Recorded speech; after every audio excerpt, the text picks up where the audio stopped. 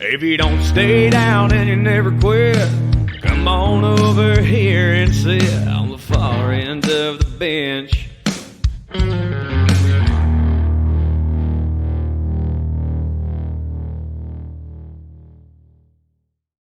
Welcome, bench warmers. It's good to see you. It's nice to have another little bonus episode here. I am recording this same night that you would have seen me live with Jordan Maxson, and this is coming out on Saturday. So it's early on in this whole process. The combine just ended, but the NFL is something that you could probably talk about 365 days a year, and people would never get tired of it. So that is what we are going to be doing. I am being a diligent podcast host this time around, and I have a full mock draft of the first round coming at you. And I have some surprises. I've upped the production value a little bit. If you've seen our videos on this in the past, when you see how this turns out, it'll be a little bit different. I'm going to be posting clips. I'll cut this video down. It'll be all over our pages. So before we get going, at FEOTB Pod, all social medias, be sure to follow wherever you listen to your podcasts. Subscribe on YouTube if that's where you're watching. In the comments, if you have an issue with my pick for your team, I want to hear about it.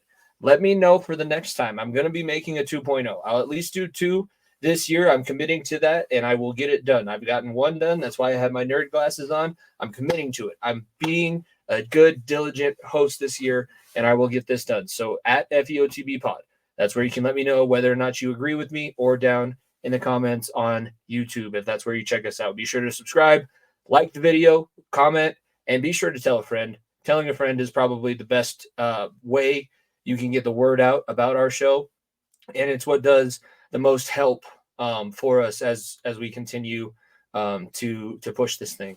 And it's all because of you guys. We appreciate you, and that's why we're giving you extra content this week. And I think this is a good time. So for forewarning, before we get into this, I was using PFF's mock draft tool. That is how I made this. I did not pay for the upgraded version of PFF, so I did not have any trades. This is as is, the draft order that you see scrolling down below. First 5 picks, we're going to be starting with Chicago with their trade from Carolina has the number 1, Washington, New England, Arizona, LA. Those are the first 5. And with that, the 2024 FEOTB Pod NFL mock draft, the Chicago Bears are on the clock. I am intrigued by this one, mainly because it's a taste of what you actually agree with. Everybody knows my feelings on Caleb Williams. If it were my decision, I think I would stay far, far away from this person, and I would never want them around my organization or my facility. Obviously, he's talented. Obviously, he was able to do a lot, and Lincoln Riley showcased him in that offense, both at Oklahoma and then after he left and went to USC and Caleb Williams transferred to follow. My issues, I mean, we saw it even last week at the combine, is the arrogance. It's the cockiness. Dude, you have not, I mean, I get it. You've made as much money as most of the rookies that you're going to be playing with next season. You made a lot of money. And those undrafted guys that have solidified themselves and got themselves on a team and a roster this upcoming season, yeah, you've probably made as much money as them, but you have not earned the stripes of an NFL athlete to say, well, not all 32 teams are able to draft me. You're so full of it. You know exactly what I'm going with, but I do think that Chicago is absolutely atrocious when it comes to evaluating and drafting the right person. They just basically listen to the loudest voice and the loudest opinion. If it were my choice, I would have stayed with Justin Fields, but I don't see Chicago doing that. So, da Bears, with the first overall pick in the 2024 draft, take Caleb Williams, quarterback, USC.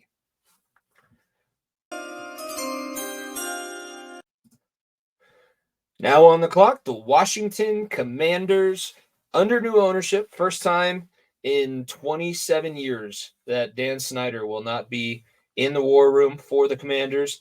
It's a great thing if you talk to anybody that's a fan of the team or from the area. And I do think that it's going to be a positive change moving forward. excuse me, doing 2 shows in one night. My lecture voice, it's still working itself back.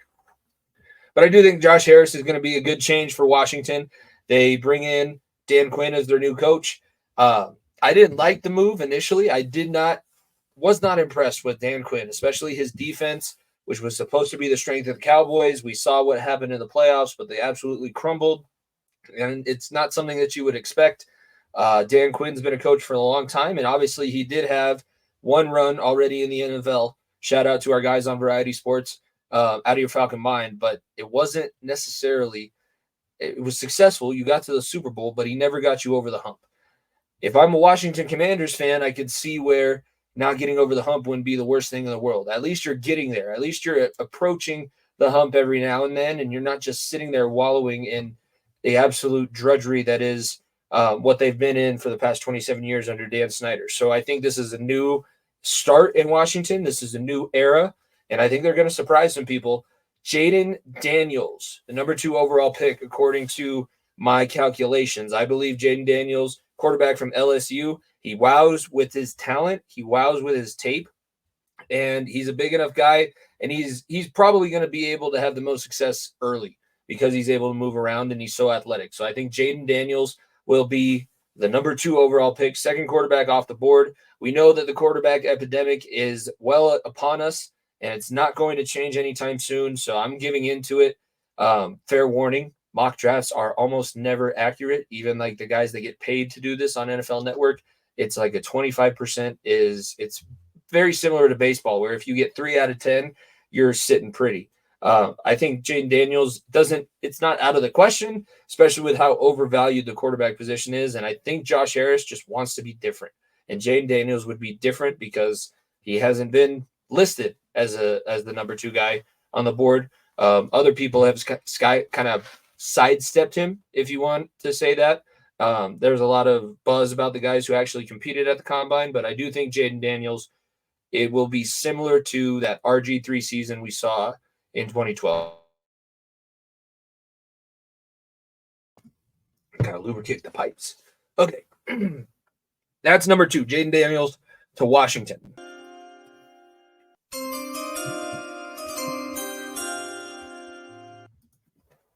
With the number 3 pick in the 2024 NFL Draft, the New England Patriots select Bo Nix from Oregon, quarterback out of Oregon. Gone are the days that we can see Bo Nix playing college football. They thought about letting the 40-year-old come back for yet another year of eligibility, but then they finally saw through the stupidity of that decision, and he will be having to move forward. Nix did have to compete at the combine. That's one of the things that you have to do, especially the success rate for quarterbacks out of Oregon have not been the highest. I know Mariota had a couple seasons where it was okay, but Nix was one guy that had to move himself that way. I think that with his size and athleticism, people are going to see that he may be able to transition fastest or faster to the NFL game. Whether or not that means he's going to be over-the-top quarterback, you don't really need that. You need a guy that's able to do the right things and not turn the ball over. And Nix is a guy that's seasoned enough. He's seen enough football that I do think that's going to be part of his skill set. So New England with a number 3 pick, in my opinion, will take Bo Nix, and that moves us to Arizona.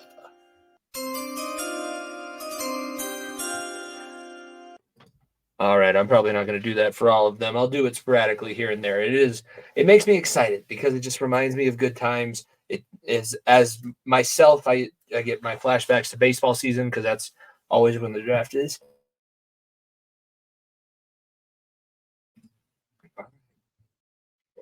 With the number 4 pick, Arizona, they could also go quarterback, but with quarterback, I thought if anybody was going to be lucky enough to have this situation fall to them, it might just be the Arizona Cardinals. Marvin Harrison Jr., the number 1 wide receiver in this draft, was the number 1 wide receiver all season and almost was able to break that streak Michigan has over Ohio State. I see him going in this spot just because he is that talented.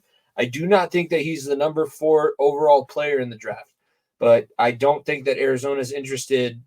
They need to make a splash, and they need to make sure that they're able to continue on whatever positive trajectory that we might have seen last season. And I think Marvin Harrison Jr. will at least give it's a new jersey, and it's a familiar jersey.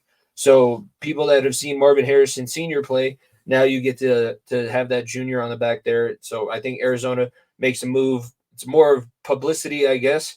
But Marvin Harrison Jr. does make sense. They need somebody to be able to blow the doors open on offense and be able to score a little bit. That might be the best thing for them at that spot at number 4. Moving on to number 5, LA, the Chargers. I do not think Jim Harbaugh is going to draft a quarterback. There's been talk. I've heard some rumors. I think that they're going to stick with Justin Herbert. And if you're sticking with Herbert, let's get him back with a tight end that is going to be a difference maker. And Brock Bowers, it's probably a little bit high for some people. But I do think that Brock Bowers gives you enough difference. He's not just a run-in-the-mill, straight on the line, wide tight end. He is able to split out. He's able to line up inside. He's able to line up in the backfield. It's TJ Hawkinson, but a little bit bigger and more athletic. It's probably the ball handling skills of maybe a guy. I don't want to put too much on his plate here, but I do have flashbacks, especially in the red zone, to a Calvin Johnson. Maybe Brock Bowers will be that piece that LA needs in order to get Justin Herbert and the potential that we all know is there in order for that to be realized. I do think that Jim Harbaugh is going to see Brock Bowers sitting there at number 5 and make a splash. That's a guy, championship pedigree, obviously on the back-to-back national title teams. Could have probably been back-to-back-to-back if they were in the playoff. Nobody can really sit here and say that they didn't have a shot of winning the whole thing. And I think Jim Harbaugh remembers that, and he's going to be familiar. That's the coach that has the most familiarity with all of these guys, at least the most recent. Now getting into the 6th pick, the Giants are going to swing again on a quarterback, in my opinion. They can't keep Daniel Jones with the contract that they signed him to, which is dumb because now they're going to miss out on Saquon Barkley. He's not going to be there anymore. They probably signed the wrong person and paid the wrong person. They're going to go with Drake May. The Giants are a team that if they like a guy, based on anything, they will stick to their guns, and that's who they're going to be drafting. And I see Drake May being on the staff's big board. I think that Drake May will go at 6. Moving into number 7, I had Tennessee taking a tackle. Tennessee could basically do whatever they want in this draft. They have a lot of rebuilding to do. I am glad Brian Callahan got a job, but that is going to be a difficult build and a difficult rebuild, especially this is a very offensive line heavy draft. I think Joe Alt, the offensive tackle from Notre Dame, makes a lot of sense here because you just lost a lot of your anchors and a lot of the players that your fans over the last generation have grown up and now are invested in your team. You need to be able to give them a new group and a new crop of players, and you need to be able to do that quickly. Joe Alt will be able to possibly make that transition. Notre Dame, offensive lineman. I mean, think back to Quentin Nelson. I don't see the same potential, the same ceiling, but offensive linemen from Notre Dame are a successful track record in this league. Number 8, Atlanta. We have Cooper DeJean. I have DeJean going to Atlanta. They also need a lot of help at a lot of different places. A lot of people are probably penciling them in at quarterback, and I think that would mean they move up. I've already mentioned that I didn't do any trades, but I think if Atlanta wants to go quarterback, they have to move up in order to do so. I don't know if they're going to do that. I don't know if that's something that they have in their plans. John is a better authority, so go check out of your fucking mind before you listen to me. But I do think that I have I tried to be as objective as I could with this list. I didn't want anybody to come at me. I'm sure that everybody will still. I'm probably going to get some things wrong, and I'm going to miss out or give the guy that you wanted for your team to your ultimate rival, and I'm going to have a ton of hate mail, which I'm fine with. Again, at FEOTB pod for all complaints.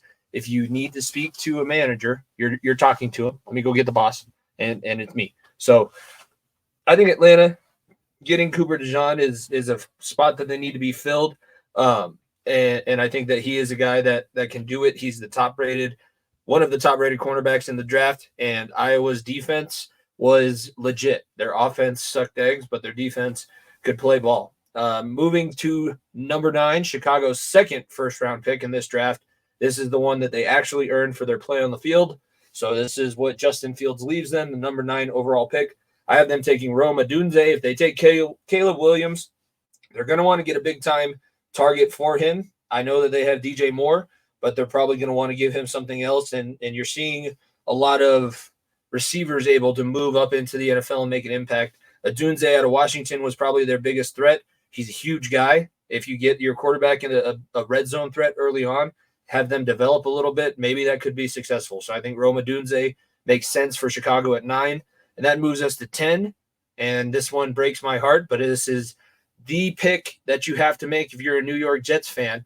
You do need to refill your quarterback. I think quarterback room can be refilled via free agency. Bring in somebody that you have more faith in than Zach Wilson / Trevor Siemian. If Aaron Rodgers is not ready to go by the beginning of the season, or God forbid, knock on wood, if you're a Jets fan, he gets hurt again.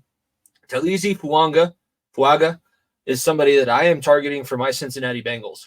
And I am being a good big brother. And since Dom has had to struggle so mightily with his New York Jets, I am going to relinquish the tackle that I would like for my team. I think Talizi Fuaga, he's on a similar trajectory and plays with a similar attitude as Penei Sewell. And I mentioned on the show with Jordan, Fuaga was at Oregon State when they were an absolute nothing program, and he was there through the rebuild. And if you want a guy to know what it takes to push a locker room and put it in the right direction, Fuaga has that ability. He has that skill set already in his bag from his days in college. That is the first top 10 picks. So again, recap. Chicago at number 1 takes Caleb Williams. Washington at 2 takes Jaden Daniels. New England at 3 took Bo Nix. Arizona at 4 takes Marvin Harrison Jr. from Ohio State. LA Chargers at 5 took Bowers. Giants at 6 took Drake May. Tennessee Titans at 7 took Joe Alt. Atlanta took Cooper DeJean at 8. Chicago took Rome Odunze at 9. And New York, Talizi Fuaga, offensive tackle from Oregon State, at number 10. All right, break things up here. I have it on the screen. Again, if you have an issue with anything that I say in today's episode, this bonus episode that I'm giving you all for free, if you're going to make a complaint about it, then I want you to make that complaint after you follow us and after you like the video and after you check out our network at variety_sports_. They deserve a shout out too, especially just getting off the show with Jordan. It's interesting to think about now. A lot of things have happened, especially I didn't talk about the Broncos on the last episode because all the NFL talk was Bengals related with Jordan. But the Broncos plan to release Russell Wilson, and they have released Justin Simmons. 2 big-time contracts, big-time status players. Russell Wilson, it was time.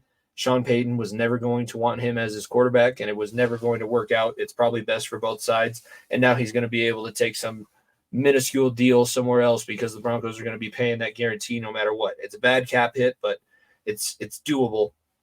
It does free you up for what you want to do in this draft. If Sean Payton wants to move up, if they're going to stay put, if they maybe move back and accrue more capital, those are all things that are on the table. But whatever Sean Payton wants to do, he is now solely responsible. There is no more blame. There is no more scapegoat.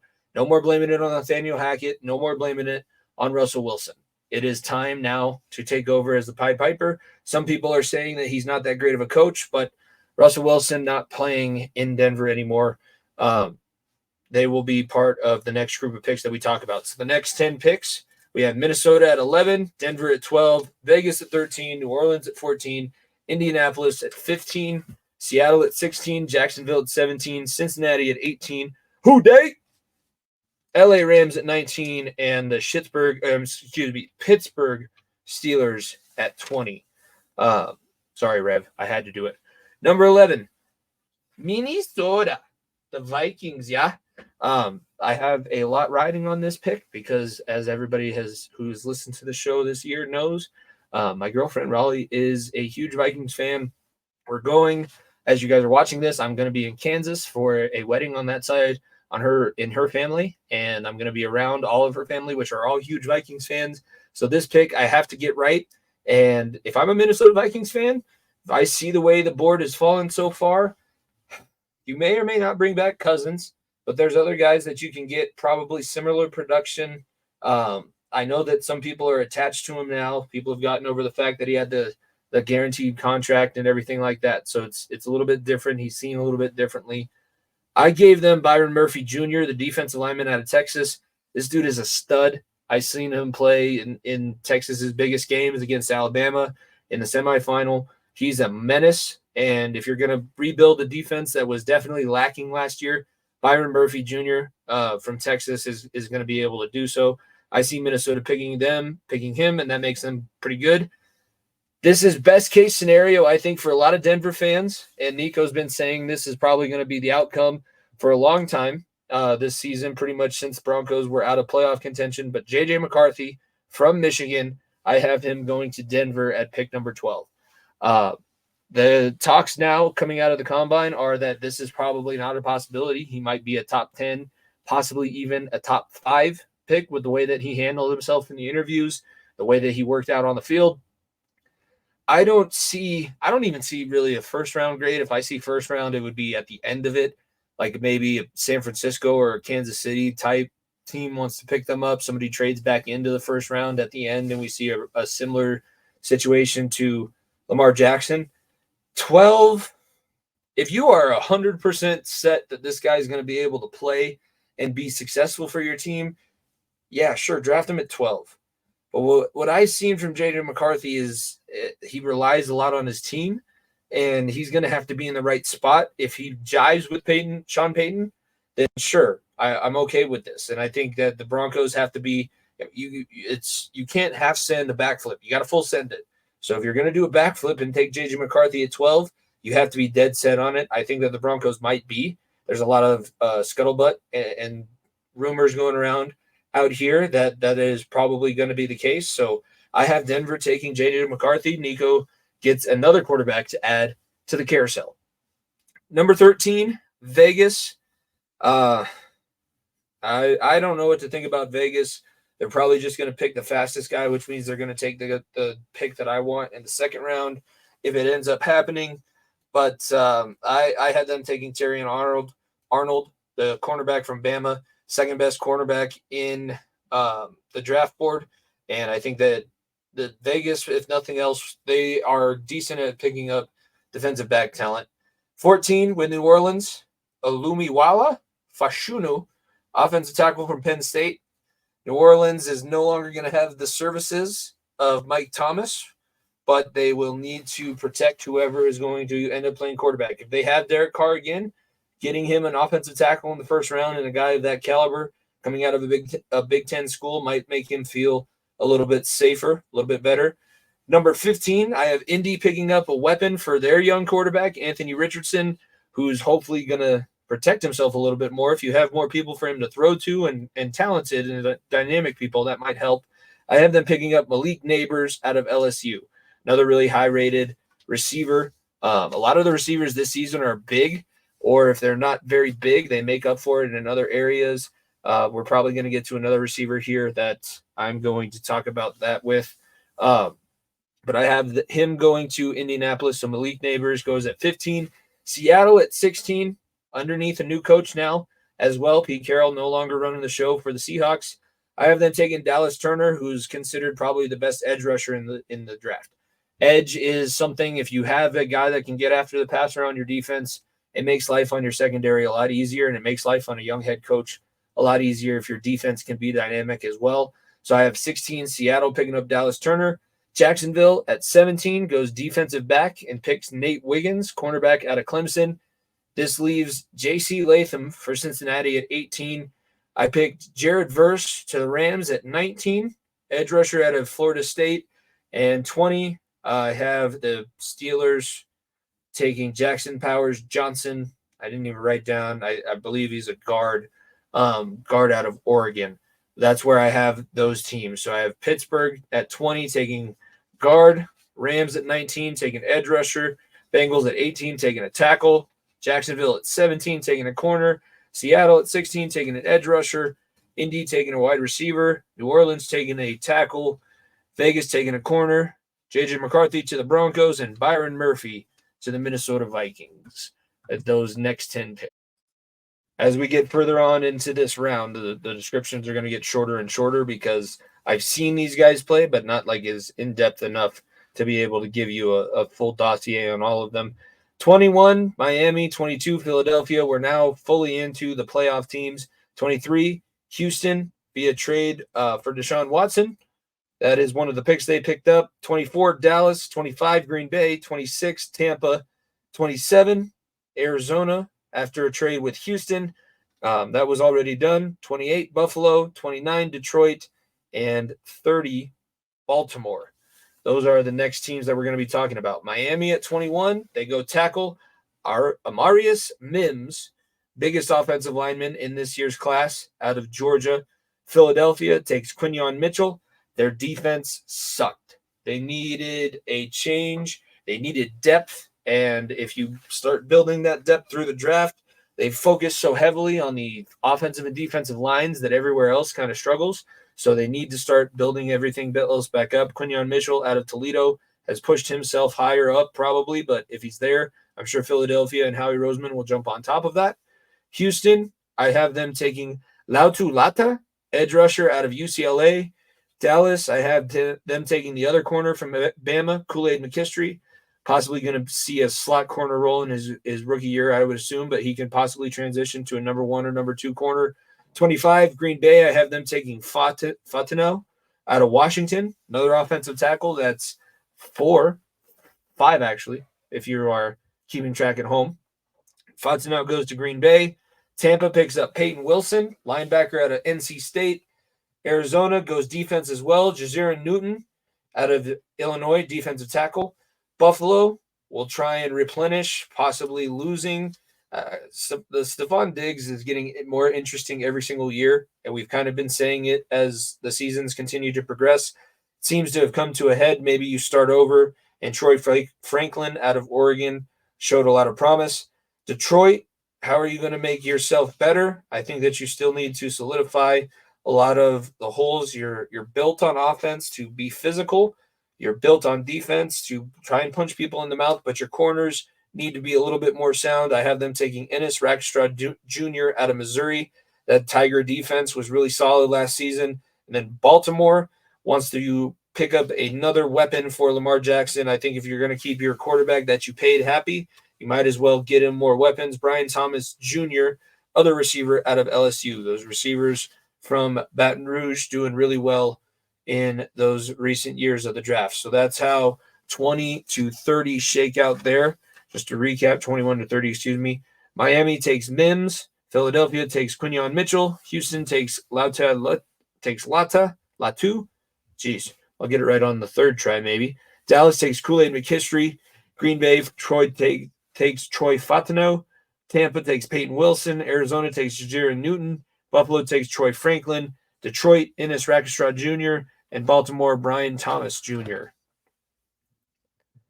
Only 2 left. Be sure to follow. If you're already this far in, you might as well tell me what you think. Give me your draft grade. How did I do for your team? Number 31, runners-up, disappointing end to their season, and I think they're going to start to see it's going to be a struggle to stay at that level of excellence. Luckily, your quarterback is on a rookie deal, but you kind of screwed yourself because you don't have that 5th-year option since he's a 7th-round pick. But San Francisco, I think that they're probably going to want to solidify some depth at the offensive line position because their studs are getting a little bit older. That window, if you want to keep it open, you might as well replenish. If you get Graham Barton, or at this point, they have the choice between Barton or Guyton. I'm not sure who they would favor. I'm sure that Kyle Shanahan and John Lynch would know. I'm just taking a guess. I have them taking Graham Barton out of Duke, which leaves Tyler Guyton to go to Kansas City out of Oklahoma. So that's my mock draft 1.0. I know that I didn't give a ton of insights on anybody. I'm going to be doing more research before 2.0. But like I said, I need you to tell me how you believe I did for your team. So I need everyone to channel. If you know somebody that's a fan of some team, send them this video. have them respond at FEOTB Pod. Be sure to follow, subscribe, listen to the podcast. Check out our normal episodes as well. This is just a little quick mock draft video here. We're going to also put out some clips on our social media channels, so we'll be talking a lot more about the draft as it continues to move forward. Thank you guys very much for tuning into this special episode. Let's get the chime in one more time here.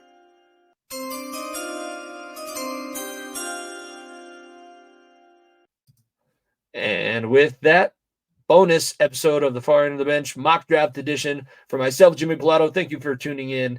I will see you next time.